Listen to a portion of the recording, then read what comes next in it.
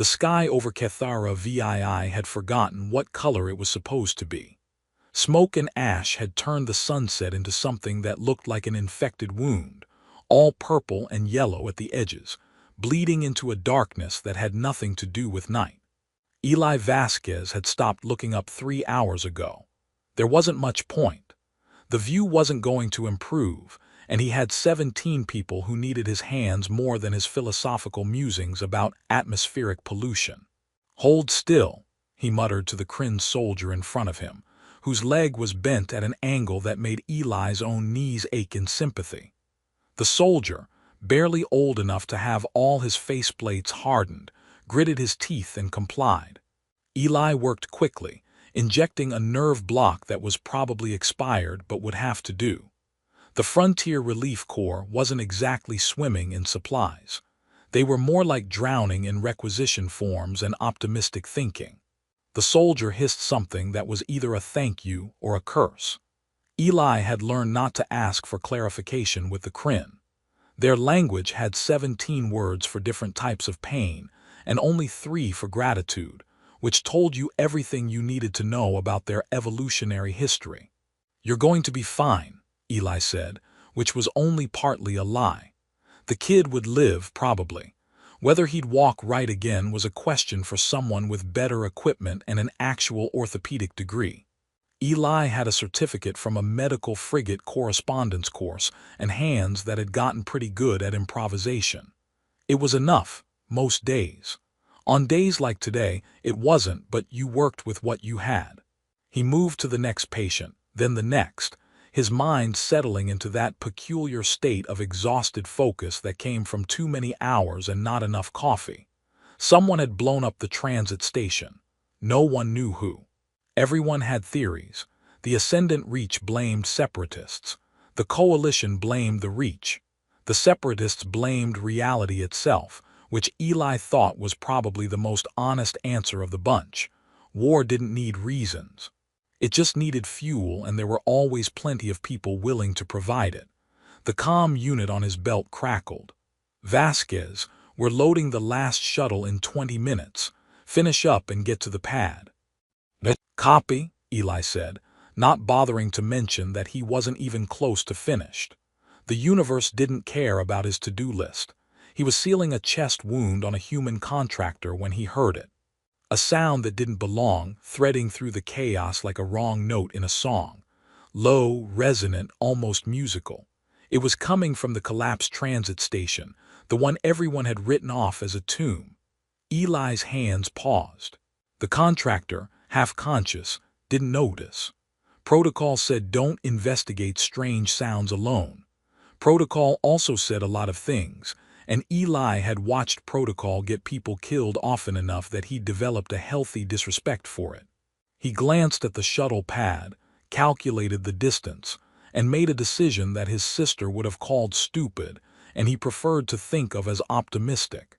He grabbed his medical pack and headed toward the sound. The transit station had been beautiful once, all sweeping curves and bioluminescent panels that responded to movement. Now it was a cave of twisted metal and shattered stone, lit only by the occasional spark from a severed power line. Eli picked his way through carefully, testing each step, listening. The sound was closer now, rhythmic, like a heartbeat run through a synthesizer. He found her in what used to be the main concourse, half buried under a support beam that had somehow fallen at just the right angle to create a pocket of space instead of crushing her flat. Luck maybe, or something else. The universe had a strange sense of humor about who it killed and who it saved. She was tall, or would be if she were standing. Her armor was fractured, pieces of it scattered around her like scales shed from something mythical. Beneath it, her skin was pale, almost luminous in the dim light, marked with burns that looked like lightning had tried to write a message across her ribs and shoulders. Her face was angular, severe in a way that might have been beautiful or terrifying depending on the context. And her ears, long, swept back, tapering to elegant points, marked her as something other than human, though Eli couldn't have said what. He'd seen a dozen species in the outer colonies and she didn't quite match any of them. Her breathing was shallow, rattling. Not good. Eli dropped to his knees beside her, pack already open, hands moving on autopilot. Airway, breathing, circulation. The holy trinity of not dying. He cleared debris from around her head, checked her pulse, thready but present, and started assessing the damage. The burns were bad, degree at least, plasma scorching from the look of it. Her armor had saved her from worse, but it had also melted in places, fusing with the underlayer of her suit. He'd have to cut it away carefully. "Okay," he said, more to himself than to her. "Okay, we can work with this. You're not dead, which is a great start. Really sets a positive tone for the whole experience." She didn't respond, unconscious or close to it. Eli pulled out his medical scanner, running it over her body. The readings came back in a mess of numbers that meant severe trauma but nothing immediately unsurvivable. He could work with that. He started with the burns, cleaning them as gently as he could, applying synthetic skin that hissed slightly as it bonded. She twitched once, a small movement that suggested some part of her brain was still aware enough to register pain. Eli kept talking, a steady stream of words that filled the silence and kept him focused. "You know, they told me I'd be doing humanitarian work out here, helping people, making a difference. They didn't mention the part where half the people I helped try to shoot the other half the next day. That feels like important information for the recruitment brochure." He moved to her shoulder, where a piece of armor had embedded itself in the muscle. This would hurt. He warned her even though she couldn't hear him, and pulled it free as quickly as he could. Blood welled up, dark and thicker than human blood. He packed the wound, sealed it, moved on. "My sister thinks I'm crazy." "She's probably right. She's a teacher back on Earth. 2nd grade. She says her kids are easier to deal with than wounded soldiers, which honestly tracks. At least when a 7-year-old threatens to kill you, they don't have plasma rifles." The work took time, more than he had, but he couldn't rush it. Rushing got people killed. His hands were steady, his mind clear despite the exhaustion. This was the part of the job he was good at. The part that made sense. Everything else was noise. When he finally sat back, she was stable. Not healed, not by a long shot, but alive and likely to stay that way if he could get her to actual medical facilities. He allowed himself a moment of satisfaction, then reached for his comm unit to call for extraction. That's when her eyes opened. They were gold. Not brown, not amber, but gold, like someone had poured molten metal into her skull and it had cooled into irises. They fixed on him with an intensity that made him freeze, suddenly aware that he was alone in a collapsed building with someone who might be very dangerous and definitely wasn't human. "Hey," he said, keeping his voice soft. "Easy. You're okay. You were hurt, but you're stable now. Help's coming." She stared at him, expression unreadable, and Eli realized that of all the things he'd expected to see in those eyes, fear, pain, confusion, what he actually saw was astonishment. Kael'thar had been stabbed, shot, poisoned, and once thrown from an orbital platform into the gravity well of a gas giant.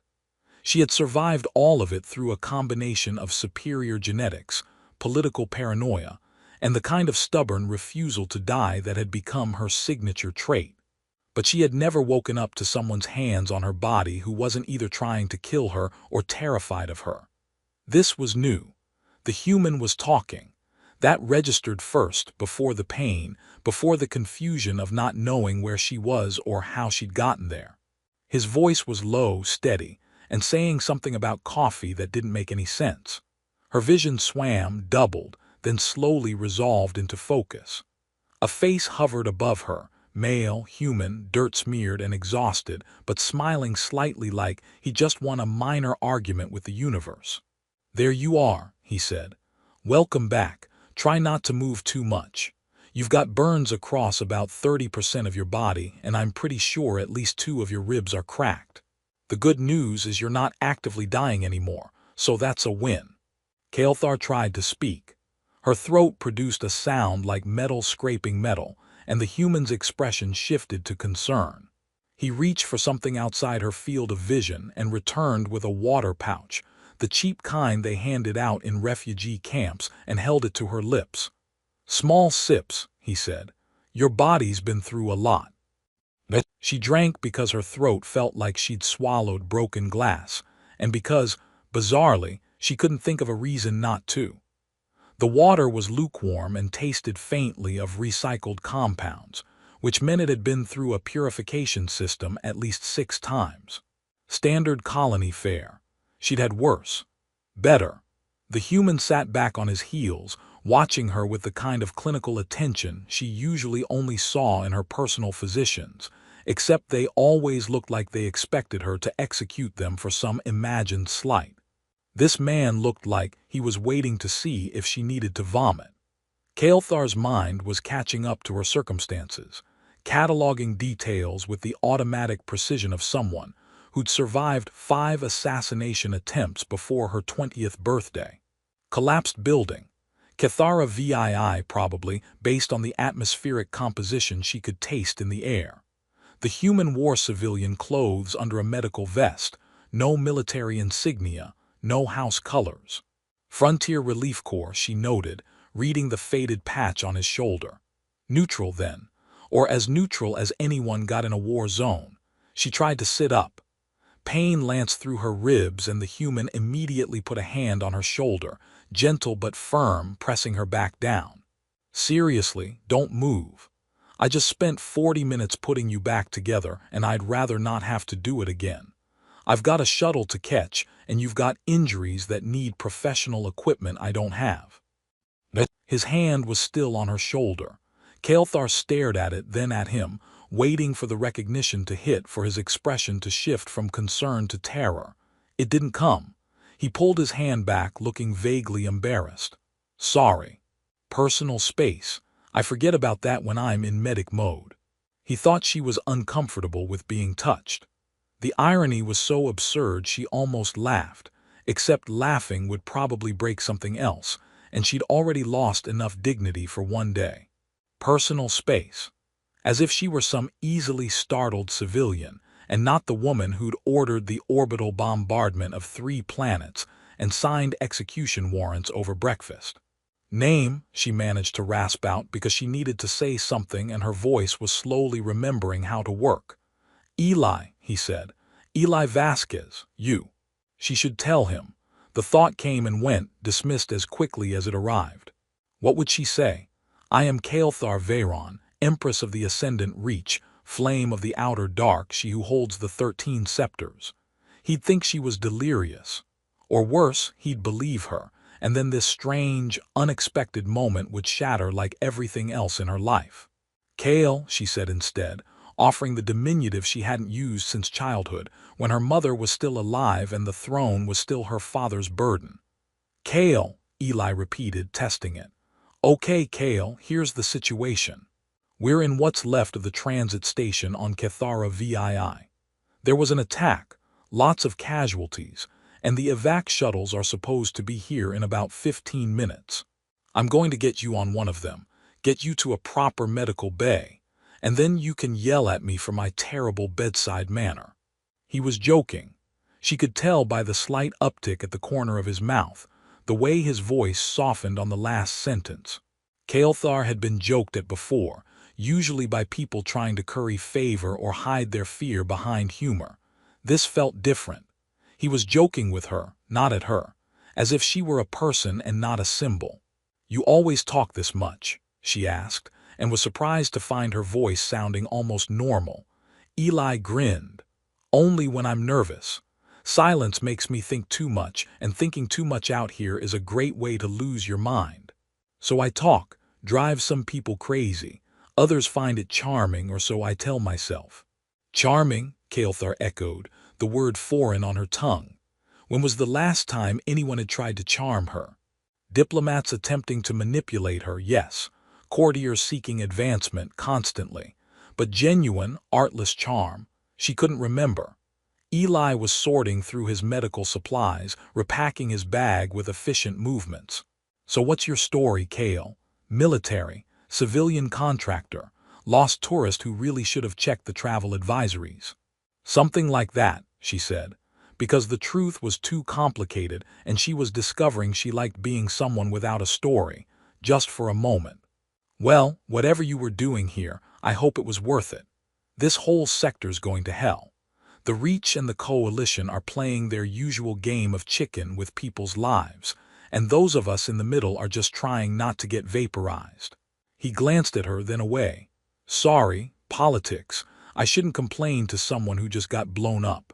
The Reach, Kelthar said carefully. You don't approve. Eli shrugged. I don't approve of anyone who treats war like a board game. The Reach, the Coalition, doesn't matter. They're all the same from where I'm sitting. Lots of big speeches about honor and destiny while people like you and me bleed in the rubble. He paused. No offense if you're patriotic or whatever. None taken, she said, and meant it. She'd heard 100 variations of this complaint in intelligence reports, dismissed them as the grumblings of those who didn't understand the weight of empire, the necessity of strength. But hearing it here now from this man who'd saved her life without knowing who she was, it landed differently. He was checking her wounds again, his touch clinical but not cold, and Kelthar found herself watching his hands. They were steady, scarred in places, capable. Her own hands had held swords, signed treaties, broken necks. She couldn't remember the last time they'd done something as simple as healing. Your ears, Eli said suddenly, and she tensed. Sorry, is that rude to mention? I've never seen your species before. The Relief Corps keeps telling us to take cultural sensitivity training but then never actually provides it, so I'm working with guesswork here. He'd noticed obviously, but he was treating it like a point of curiosity rather than identification. Kelthar relaxed fractionally. Not rude, she said, just uncommon. Uncommon's an understatement. They're elegant. He caught himself. That's not weird to say, right? I'm not accidentally hitting on you while you're injured. My sister says I have no social awareness. Kelthar felt something strange happen to her face. It took her a moment to identify it as a smile, small and involuntary. Your sister sounds wise. She's a nightmare, Eli said cheerfully. Brilliant, loving, completely insufferable. She thinks I'm crazy for staying out here. She's probably right. Why do you stay? The question came out before she could stop it, genuine curiosity cutting through her usual guardedness. Eli paused in his work, considering. Someone has to, he said finally. And I'm good at it, not much else but this. Keeping people alive when the universe is trying pretty hard to kill them. I can do that. He met her eyes, and there was something raw in his expression, something honest. Maybe that makes me stupid, but it's better than being useless. Kelthar understood that. The weight of being good at something terrible, the burden of capability. She'd carried it her entire life, the knowledge that she could kill better, fight smarter, rule more efficiently than anyone else. It had made her Empress. It had also made her alone. Not stupid, she said quietly. Eli's comm unit crackled, breaking the moment. A voice barked something about shuttle arrivals and final boarding. He swore softly, hauled his pack onto his shoulders, then looked down at her. Time to go. This is going to hurt, but I'll be as careful as I can. He crouched, working his arms under her, and lifted her with surprising strength. Kelthar's body screamed protest, but she bit it back, refusing to show weakness even now. She could feel the solidness of him, the warmth of living flesh, and realized with a start that no one had carried her since she was a child. I've got you, Eli said, and she believed him. The wreckage had a way of making time feel negotiable. Minutes stretched into hours, or maybe it was the other way around. Eli had lost track somewhere between cleaning Kale's third burn and realizing that the shuttle he was supposed to catch had probably left without him. He'd deal with that later. Right now, he was trying to figure out how to move someone with cracked ribs without making those ribs into a more serious problem. You're heavier than you look, he said, adjusting his grip. That's not an insult. I think your bones might be denser than human standard, which is fascinating from a physiological standpoint and terrible for my lower back. Kale made a sound that might have been amusement or pain, hard to tell. Her golden eyes tracked his face with an intensity that was starting to feel less like medical assessment, and more like she was memorizing him for some purpose he couldn't guess at. "You can put me down," she said. Her voice was stronger now, which was good news medically and possibly bad news for his ability to win arguments. "I could," Eli agreed, navigating around a fallen beam. "But then you'd try to walk, you'd fall over, and I'd have to pick you up again. This way we skip the middle part. I'm all about efficiency. I don't fall over. Everyone falls over eventually. It's basically the human condition. Well, the humanoid condition. The standing upright on two legs in a gravity well condition." He was rambling. Nerves and exhaustion made him chatty, which his sister said was annoying and his patient said was either comforting or grounds for malpractice, depending on their sense of humor. They emerged from the worst of the rubble into an area that had probably been a plaza before the attack turned it into abstract art. The sky was darker now, that poisoned sunset giving way to night. In the distance, Eli could see the lights of the evacuation zone, portable floodlights turning the darkness into something manageable. He headed toward them, trying to look like he knew what he was doing. "Tell me about Earth," Cale said suddenly. Eli almost stumbled. "Random topic change, I respect that. What do you want to know?" "Anything." She said it like she was asking for classified information instead of tourist recommendations, which struck Eli as both weird and kind of endearing. He thought for a moment, picking his way across rubble. "It's crowded," he said finally. 22 billion people all crammed onto one city. She teaches on level 47. Says she hasn't seen ground level in 3 years. "And you left." "And I left," Eli confirmed. "Couldn't breathe there. Too many people, too many rules, too much everything. Out here it's just chaos and death, which sounds worse, but at least it's honest about it." Cale was quiet for a moment. "You're strange." "I get that a lot, usually right before someone asks to see a different medic." "I meant it as an observation, not criticism." "Oh good," my fragile ego was concerned. He shifted her weight slightly, his arms starting to burn from the effort. She really was heavier than she looked. "What about you? Where are you from?" The question hung in the air longer than it should have. Eli felt her body tense against him just slightly, like he'd stepped on a landmine in conversation form. "Far from here," she said finally. "That's descriptive, really paints a picture." "It's complicated. Most things worth talking about are." They'd reached the edge of the plaza. Ahead, Eli could see the organized chaos of the evacuation zone, medical tents and supply stations, and too many people trying to coordinate too few resources. "But you don't have to tell me. We've got time. The shuttles are delayed anyway. Story of my life out here. Hurry up and wait." He found a relatively clean piece of ground near one of the medical tents and lowered Cale down as gently as he could. She didn't quite hide the wince, but she managed not to make any sound, which Eli thought showed either impressive pain tolerance or concerning emotional repression. Maybe both. "Stay here," he said.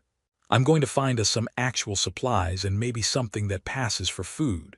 Don't wander off and don't die. Those are my only rules."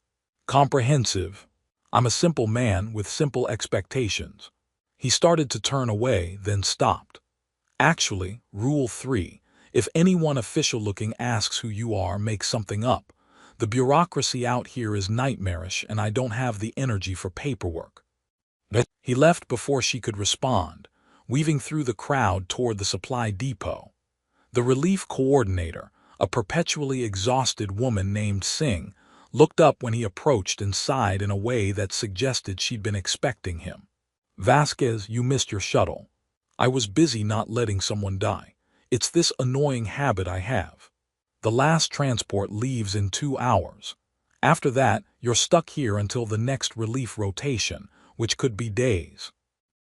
Then I guess I'm getting really familiar with local architecture." He grabbed a medical kit from the stack behind her, then added a second one when she wasn't looking. "I need rations for 2 blankets, and if there's any coffee in this entire operation, I will trade you my kidney for it." Singh reached under her desk and produced a thermos. It's terrible. All coffee out here is terrible. That's not a deal breaker. She handed it over along with a stack of ration packs and 2 emergency blankets that looked like they'd been used as drop cloths. Who's the patient? Found her in the transit station. Burns, possible internal injuries but stable. I'll get her on the next transport. A species. Eli paused. He realized he didn't actually know. The ears suggested something non-human, but beyond that he was working with assumptions and guesswork. Does it matter for treatment purposes? Singh gave him a look that suggested it very much did matter for insurance purposes, bureaucratic purposes, and probably several other purposes he wasn't thinking about. Just put her down as unspecified humanoid. We'll sort it out later. You're a saint. I'm exhausted, there's a difference. Eli made his escape before she could ask more questions, carrying his haul back to where he'd left Kale. She was exactly where he'd left her, sitting upright with her back against a piece of concrete, looking at the sky like she was trying to find something specific in the stars. Food, he announced, sitting down beside her and distributing ration packs. Well, food-adjacent material that technically contains nutrients. The Relief Corps sources these from the lowest bidder, which explains everything about their taste and texture. Kale took the pack, examining it with the kind of suspicion usually reserved for unexploded ordnance. What is it supposed to be? The label says vegetable protein synthesis with grain supplement. My experience says it's regret in edible form. He tore open his own pack and took a bite, immediately regretting several life choices. Yep, still terrible, consistent if nothing else. She ate slowly, and Eli pretended not to notice the way she held herself, spine rigid, every movement controlled. She ate like someone who'd been taught that meals were formal occasions requiring specific etiquette, which was at odds with everything else about their current situation. Mystery upon mystery. The coffee's worse, he said, offering her the thermos. Fair warning. She took it, drank, and her face did something complicated that Eli interpreted as profound regret filtered through politeness. That's remarkable. Remarkably bad, yeah. How do you survive on this? Spite, mostly. And the knowledge that complaining won't make it better, but does make me feel slightly less miserable. He reclaimed the thermos and took a long drink, burning his tongue in the process. So, 2 hours until the next shuttle. What do you want to talk about to pass the time? I can offer terrible jokes, depressing anecdotes from my medical career, or increasingly unhinged theories about why the universe is structured the way it is. You don't have to stay with me. Technically true, but I've got nowhere else to be. You're still my patient until I hand you off to someone with better equipment, and honestly you're better company than most of the people here. So I'm staying. Unless you're sick of me, in which case I can hover awkwardly from a distance. Kale looked at him with those unsettling gold eyes, and Eli had the distinct impression he was being evaluated according to criteria he couldn't begin to guess at. Finally she said, "Tell me a terrible joke." "Oh, you've made a mistake. I have so many."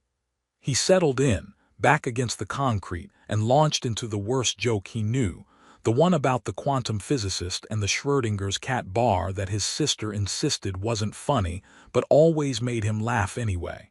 Kale listened, and when he finished she made a sound that was definitely amusement. It was a small sound, carefully controlled, but it was there. Eli counted it as a victory. They sat in the ruins and talked about nothing important while the universe burned around them, and Eli thought it might be the most honest conversation he'd had in years. The shuttle arrived with the subtlety of a small apocalypse, engines screaming as it touched down on the makeshift landing pad. Eli helped Kale to her feet, supporting her weight as they joined the shuffle of evacuees moving towards salvation, or at least towards somewhere that wasn't actively falling apart. The crowd pressed close, a mix of species and uniforms and civilians who all shared the same expression of exhausted relief. "Almost there," Eli said. which was what he always said when almost there could mean anything from 30 seconds to 30 minutes, depending on how badly the universe wanted to mess with him. Then you get a real medical bay, actual painkillers, and you never have to see me again. Maybe I want to see you again, Kale said, so quietly he almost missed it under the engine noise. Eli stumbled slightly, caught himself, and tried to figure out if he'd heard that right or if exhaustion was making him hallucinate. That's probably the head trauma talking, very common. People get all sentimental about whoever pulled them out of rubble. Give it a few days and you'll remember I'm annoying.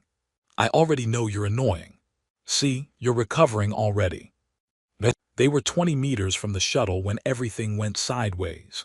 A figure emerged from the crowd, moved wrong, too purposeful, and Eli's instincts screamed warnings half a second before he saw the weapon. Not pointed at him. Pointed at Kale. Eli moved without thinking, putting himself between her and whatever was about to happen, which was either very brave or very stupid depending on your perspective on self-preservation. The weapon didn't fire. Instead, it clattered to the ground, followed immediately by its owner dropping to one knee with a speed that suggested either religious fervor or abject terror. The figure was V-Rin, all chitinous plates and compound eyes, and it was making a sound that Eli's translator rendered as something between a prayer and a scream. Other people in the crowd were turning, looking, and then they were dropping too, a wave of genuflection spreading through the evacuees like a contagion. Okay, Eli said slowly, very aware that he was still standing between Kale and a lot of people who suddenly seemed to think she was important. This is new. Is this a cultural thing? Should I be kneeling? I'm getting mixed signals here. The V-Rin spoke, voice crackling through a translator that was better than Eli's cheap unit. Forgive me, Radiance. I did not recognize you. I thought you were, I didn't know. Radiance? Eli turned to look at Kale, who had gone very still in a way that made something cold settle in his stomach. What's he talking about? More people were arriving now, proper military, wearing armor that marked them as Ascendant Reach, which explained nothing and made everything worse. Their commander, a woman with ceremonial scars and the kind of posture that suggested she'd been born at attention, approached with her weapon lowered and her eyes wide. Empress, she said, and the word hit Eli like a physical blow. We've been searching for you. The fleet thought we feared you were lost. Empress, the word didn't make sense. Empresses lived in palaces and commanded fleets, and definitely didn't end up bleeding in rubble waiting for bargain-rate medical care. Empresses didn't drink terrible coffee and make small sounds of amusement at bad jokes. Except apparently they did, because Kale wasn't denying it. She was just standing there looking at him with an expression he couldn't read. Eli, she started, and hearing his name in her mouth now felt different, weighted with implications he was still catching up to.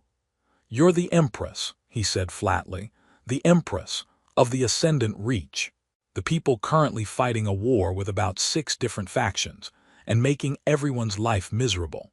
Yes, the commander stepped forward, hand moving to her sidearm. This human touched you, he carried you. By law he must. No, Kale said, and the word carried enough weight to stop the commander mid-sentence. He saved my life. He's under my protection. Anyone who harms him answers to me personally. The commander looked like she'd bitten into something sour but nodded, stepping back. The crowd was still kneeling, still staring, and Eli felt the sudden urge to laugh because of course this was his life. Of course, the one person he'd managed to have an actual conversation with in months turned out to be a galactic warlord. The universe had a sense of humor and it was cruel. So, he said, aiming for light and landing somewhere near hysterical. When you said you were from far away, you meant like palace far away, throne far away, commanding armies far away. I didn't lie to you. You just omitted some pretty significant details, like your entire identity. He ran a hand through his hair, trying to process. I complained about your empire to your face. I called it a bored game. Oh God, I told you my sister thinks I'm stupid. She's not wrong, Kale said, and there was something in her voice that might have been humor or might have been regret or might have been both. Cool, great, love that. Eli looked at the shuttle, at the crowd, at Kale, and tried to figure out what happened next. So I guess you don't need a ride on the relief transport. You've probably got a flagship or a palace or a solid gold medical bay somewhere. I have all of those things. Right, of course you do. He should walk away. Every instinct said walk away, get on the shuttle, forget this ever happened. But he couldn't quite make himself move. Why didn't you tell me? Kale met his eyes, and for a moment she wasn't an Empress. She was just the woman he'd found in the rubble, looking at him like he'd given her something unexpected. Because you treated me like a person, not a title, not a weapon. Just someone who needed help. I haven't been just a person in a very long time. Well, Eli said, throat tight. You're welcome, I guess, for the terrible coffee and the worst jokes and the mediocre field medicine. It wasn't mediocre. My medical certification says otherwise, but I appreciate the vote of confidence. He should say something else, something meaningful, but his brain was still catching up to the fact that he'd been carrying an Empress through a war zone while complaining about politics. I should go. Your people probably have protocols, and I'm definitely violating most of them just by breathing near you. The commander cleared her throat. Radiance, the fleet is waiting. We should return you too. Give us a moment, Kale said, not looking away from Eli. The commander hesitated, clearly uncomfortable with leaving her Empress alone with a human who'd seen entirely too much, but she obeyed, backing away with the rest of the soldiers. The civilian stayed kneeling, which was deeply weird and making Eli's knees hurt in sympathy. I meant what I said earlier, Kale said quietly, about wanting to see you again. Yeah, well, I'm just a medic, you're an Empress. Those social circles don't really overlap. They could they? Eli laughed, helpless. You've got empires to run and wars to fight, and I've got 17 people on the next planet over who need vaccinations, and 3 broken water purifiers that won't fix themselves. We live in different universes. You're afraid of me now. It wasn't a question. Eli thought about lying, but she'd know, and somehow that felt worse than the truth. Little bit, yeah. You could probably have me killed with a word. That's not great for building trust.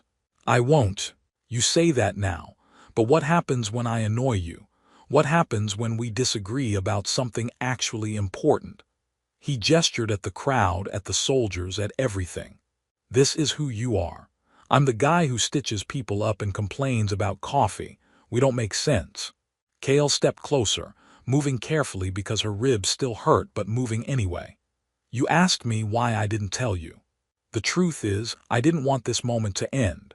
The moment where I was just Kale and you were just Eli and nothing else mattered. I've conquered systems.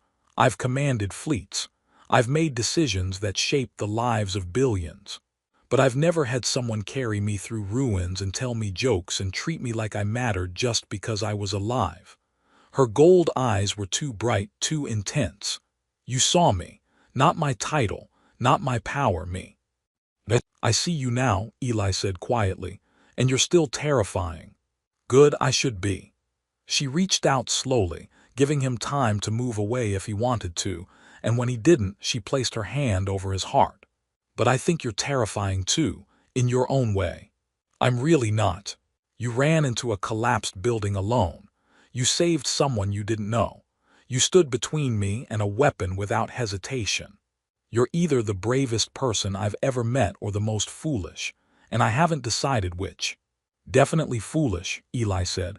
That's been well established. Then we're both fools. She pulled back and Eli felt the loss of contact more than he wanted to admit. I have to go. My people need their Empress back, but this isn't finished. Feels pretty finished to me. Eli.